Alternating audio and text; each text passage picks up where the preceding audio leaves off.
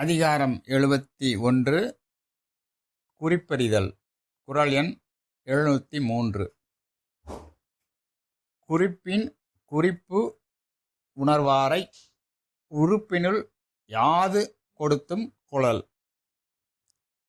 தமிழறிஞர் மு. வரதராசனார் உரை.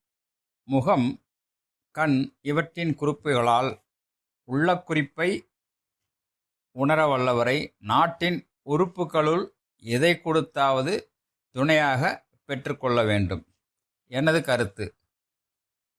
ஒருவரின் முகத்தில் தோன்றும் குறிப்புகள், கண்களில் தெரியும் உணர்ச்சிகள் போன்றவற்றை கண்டு அவர் உள்ளத்தில் என்ன நினைக்கிறார் என்பதை உணர முடியும் திறன் கொண்டவர்களை மதித்து அவர் விரும்புவதை கொடுத்து அவர்களை தமது அணியில் துணையாக வைத்து கொள்ள வேண்டும்.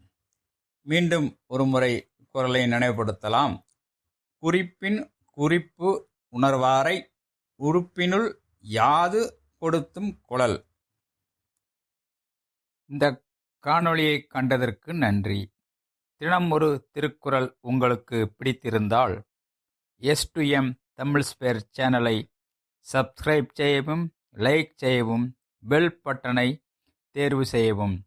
மீண்டும் சந்திப்போம் அடுத்த காணொளியில். நன்றி, வணக்கம்.